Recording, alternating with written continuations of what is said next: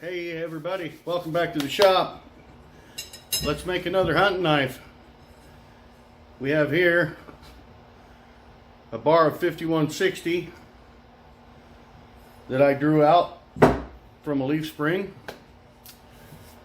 and squared it up real nice. We've drawn out our knife on here. Now we're going to remove the excess, make another hunting knife. Let's get to it.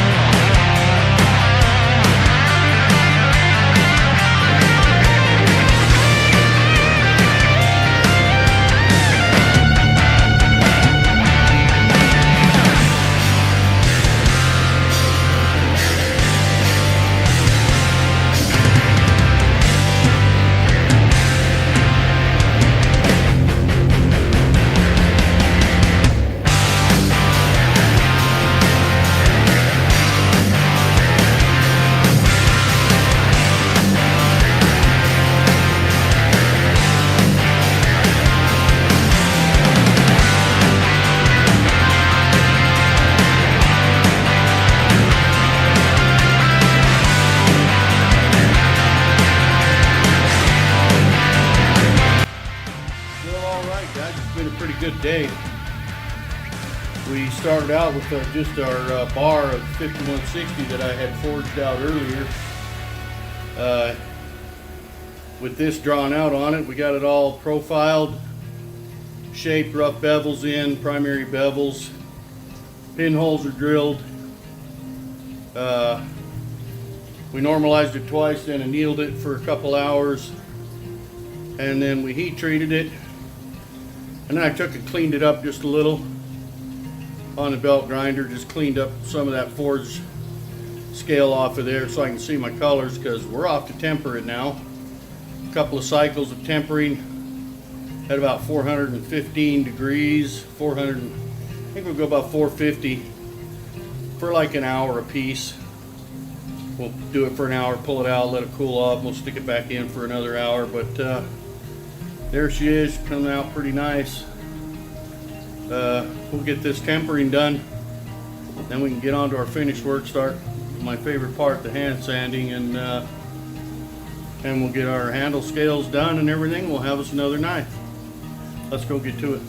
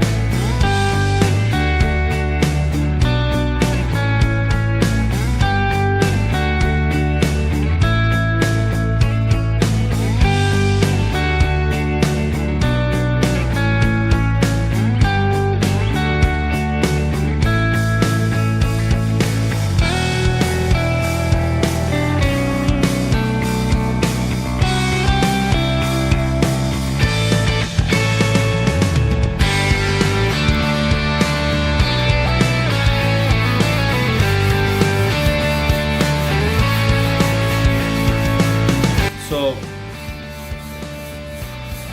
a little tip for you guys when you're hand sanding on your knives: don't overuse your sandpaper. We're on 180 grit right now. We had some pretty good grinder marks in here, some pretty good belt scratches. And I go over the knife with thinner, with finer belts. But when you're doing it freehand, it's hard to get that surface perfect on your grinder, so it leaves, I still have some grinder marks I have to get out of here. But one thing I learned by trial and error is don't overwork your sandpaper. And I was watching a YouTube video the other day, and a guy said that on there. He was making a Bowie knife, and I don't remember whose channel it was, or I give him credit, I'm sorry, but I just watch random knife making videos sometimes. But this guy said it, and I've kind of started doing it beforehand, but when he said that, it really dawned on me. We all know we go through a lot of abrasives when we're making knives, whether it's your belts for your belt grinder, cut-off wheels, your hand sanding paper. I mean, you go through, that's my biggest expense, to be honest with you, making knives, is abrasives.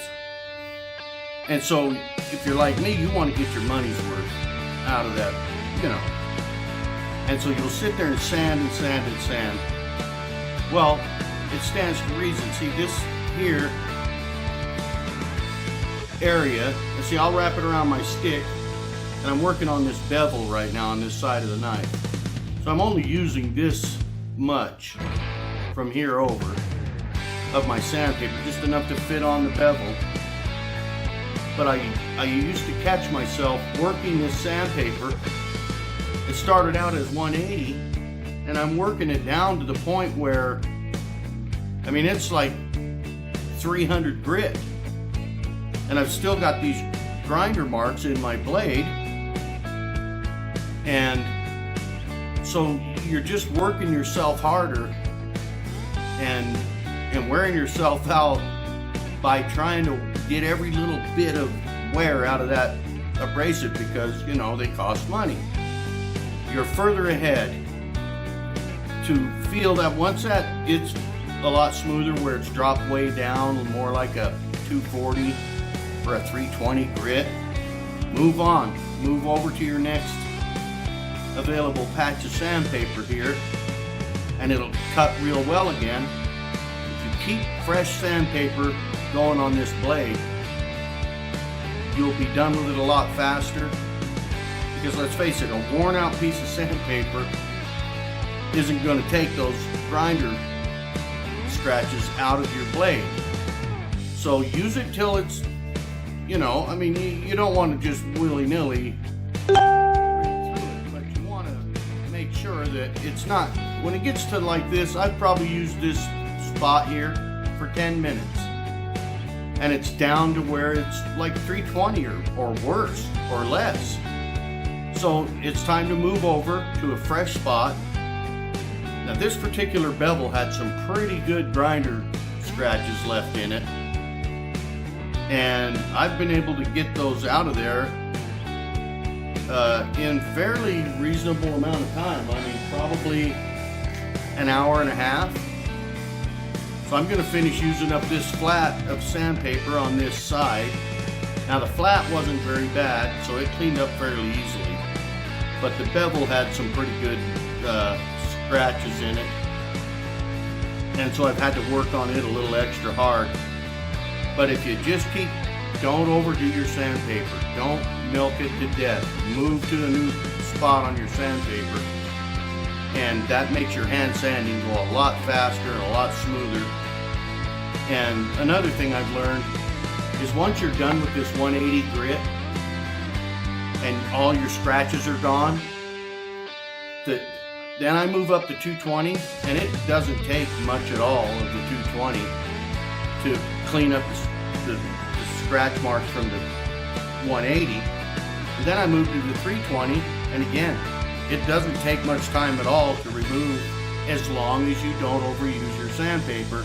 It doesn't take very long to remove the scratch marks from the 220 with the 320, and before you know it, I'm done. So what used to be, you know, just hours and hours of sanding for me, the light finally came on that, hey dude, move over on your sandpaper and stop overusing your sandpaper.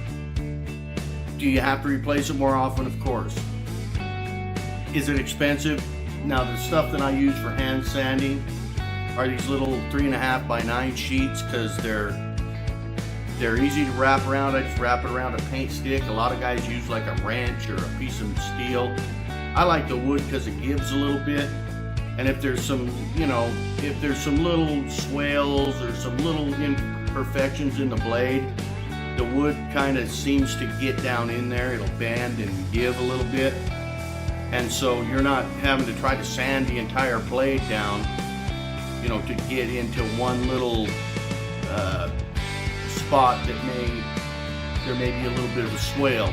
The wood allows you to get into that, and again, you're not overworking yourself. So just a quick tip I wanted to throw in there while I'm grinding away at this hand sanding.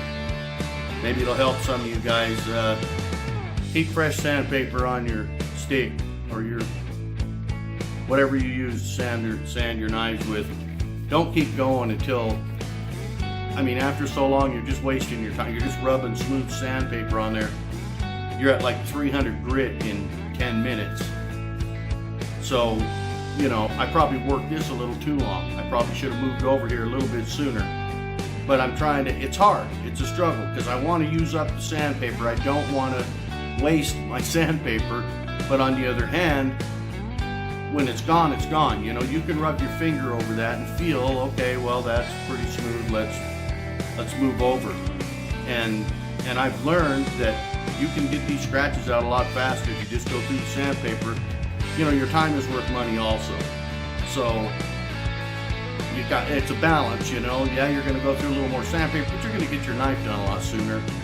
And if you're selling them or whatever, you know, you can sell it faster, you can get through another one faster, you know, you're going to make a little more money. So, just a tip I thought I'd throw in there real quick while I'm doing this sanding footage. So let's get back to this thing and try to get this thing done by this weekend.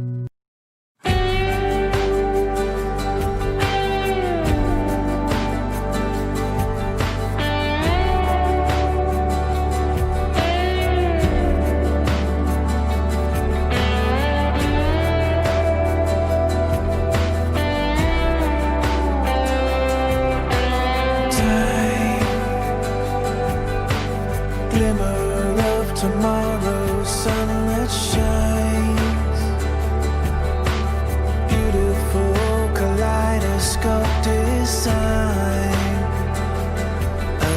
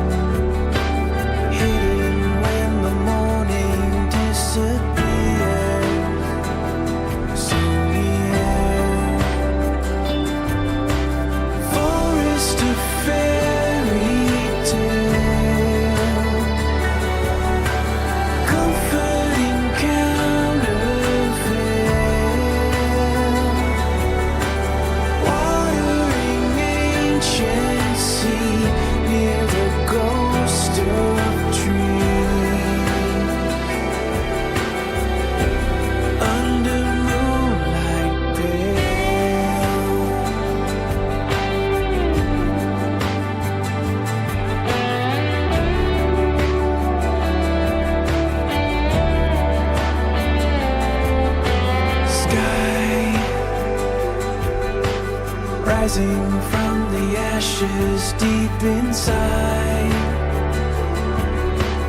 Luminary, nothing left to hide behind. Unfold, house of paper built on streets of gold. Fantasy and make-believe on scrolls. Behold, forest of fairy tales.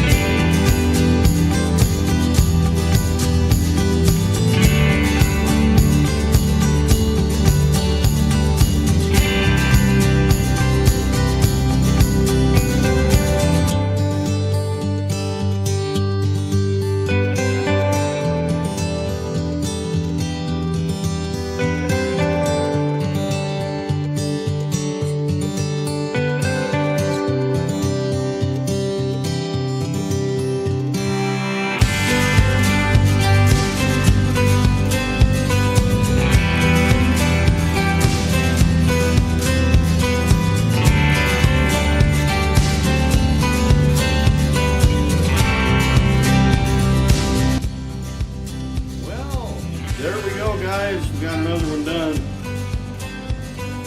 Another hunting knife. Came out pretty nice.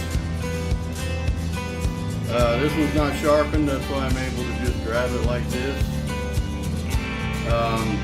We're gonna make a sheath for this one, so it feels really good. 5160 steel, Bolivian rosewood for the handles, and use black and red scale liners in here. That at all came out pretty nice. So yeah, we've left this one unsharpened because we're gonna make a sheath for this, and the guy that ordered this knife from me wants a sheath with it. So next video we'll make a sheath. Thanks for watching, everybody. I sure appreciate it. I'll leave some stills of that at the end of this. Hope you're having fair weather. We just got snowed on today. Of course, we can't complain. It's been a real nice fall. So take care of yourselves, everybody. Be careful when you're working in your shop. Always use your safety gear. Keep your eyes and your fingers, all that good stuff.